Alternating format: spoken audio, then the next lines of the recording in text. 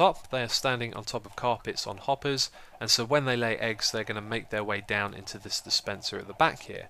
Now this dispenser has a comparator attached to it, so whenever there's items in there it's going to create a signal which goes around here and back into the same comparator. So because it's on subtract mode, that means it's going to create a blinking effect, and so that's going to power the block over on this side, which will cause the dispenser to hatch any items that it has inside it.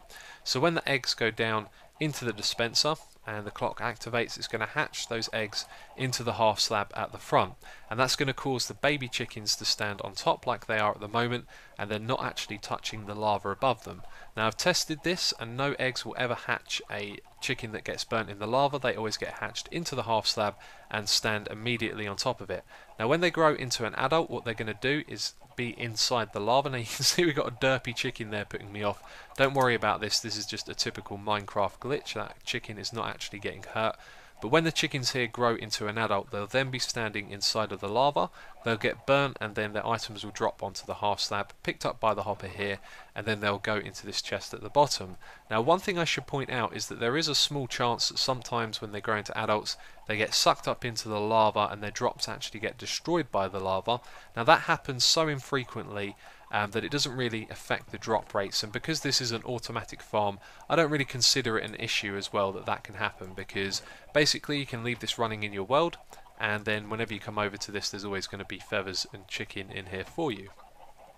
So let's start the tutorial. To build this we're going to need an area of land that is 3 blocks wide, 6 blocks deep and 5 blocks tall, and we're actually going to use every single block within that space as well. And so to build this you're going to need these materials. We have 64 building blocks, 4 blocks of glass, 3 carpets, a bucket of lava, a chest, a dispenser, 4 hoppers, a comparator, 6 pieces of redstone and 2 redstone repeaters, and then if you want the optional off feature you're going to need a repeater and an extra lever as well. So the first layer is going to be the simplest. We're going to place down a chest, put a hopper facing into it from behind, and then we need to fill up the rest of this floor with blocks like this. For the second layer we're going to place a dispenser here, and then in front of it a half slab on top of the hopper, and then a glass on top of the chest. Then place 3 blocks on either side, and then behind it we're going to have a repeater facing into this block and another one here facing in this direction, and then put down a comparator behind the dispenser. Right click it so it's in subtract mode, and then all you need to do is put a ring of redstone around the outside like this. For the third layer we're going to start off by placing 3 hoppers. One of them is going to be directly on top of that dispenser there, and then the other ones are going to face into the one in front of them like this. And then if we go around to the front we're going to place a block of glass here and then 3 building blocks on either side, and then we can place our lava in the middle above the half slab below, and then we can come around the back and fill in the rest of these blocks like this. For the fourth layer we're going to start off by placing some glass on top of the previous glass and then on top of the lava like that, and then we can place down 3 carpets on top of those hoppers, and then all you have to do is place down building blocks around the outside like this. So the 6th and final layer is the most complicated of all, so pay very close attention here. What you need to do is place down blocks in these positions like that, and then like this, and like that. And there we go. So hopefully you got the hang of how to do that. But there you go, that is a finished chicken farm, although it doesn't have any chickens in it. So to get some chickens into your farm, all you need to do is come up the top here, remove a block, and then throw some eggs into the space down below.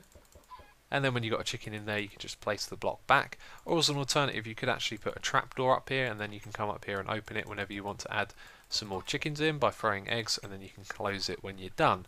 Now one thing I should point out with this is that there is still a bug in the game where if you have a lot of chickens in the area up the top there, when the chunks unload and load again, they can actually glitch into the blocks around the outside here, and that can cause them to die. So the ways that you can prevent that is by not overcrowding this area, and by also making sure that you have all of these blocks in this position here, because you could have them like this. However, that will make it more likely for the bug to occur.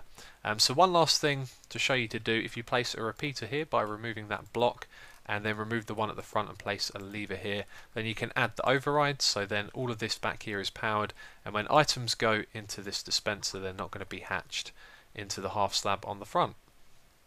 So one last thing I'd like to point out is that this farm has been designed to be compact, so you can see it's only 3 wide, which means we have a small area for the chickens at the top. Now if you wanted a more effective farm, you could always make this bigger and have more hoppers with carpets on top, which means it could hold more chickens, and more chickens means more eggs, which means more drops. So you can always change the design and make it more efficient. But anyway, that is it for this tutorial. If you'd like to give it a like, it is always appreciated. It helps support the channel. And if you want to watch some more of my videos, there are links on the screen and in the description box. There is also a download for a schematic for this as well in the description box. So as always, thank you very much for watching, and I will catch you next time.